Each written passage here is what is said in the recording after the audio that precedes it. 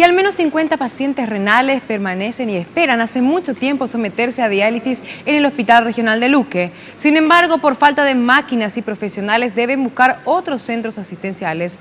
Nuestro compañero Mauricio Durán nos amplía la información. Contigo, Mauricio, buenas tardes.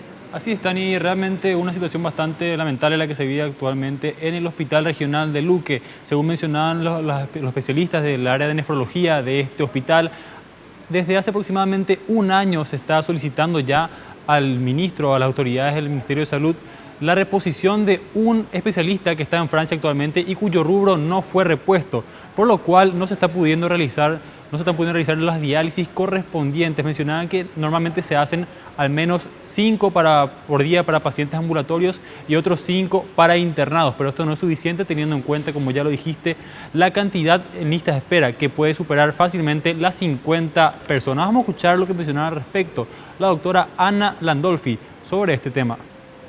Recursos humanos es nuestro peor problema. Faltan contratos de enfermería, técnicos especializados en hemodiálisis y médicos nefrólogos. Tenemos falta, hace un año que estamos solicitando, pero por falta de personal, pocos nefrólogos recibidos aún, entonces todavía no tenemos respuesta.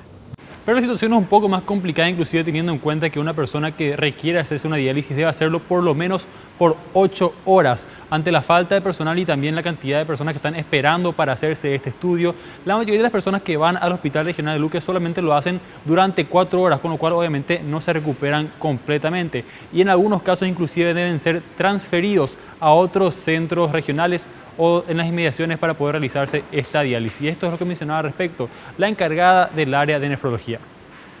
Hay meses que tenemos una lista de espera de 50 pacientes que están queriendo lugares acá. Ahora el Instituto Nacional de Nefrología habilitó el servicio de tercerización a privados.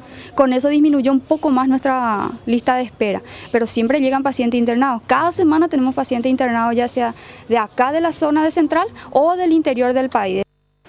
Muy bien, y tratamos de conversar también con el ministro Antonio Barrios sobre esta situación y él básicamente minimizó el hecho diciendo que es una especialidad nueva que se está tratando en el hospital regional y que de hecho no hay muchos especialistas para tratar esta situación, pero que se estaría viendo ya en el futuro para solucionar. Fue una respuesta un tanto de manera a desligarse de la información y poder continuar con el acto que estaba realizando en ese momento.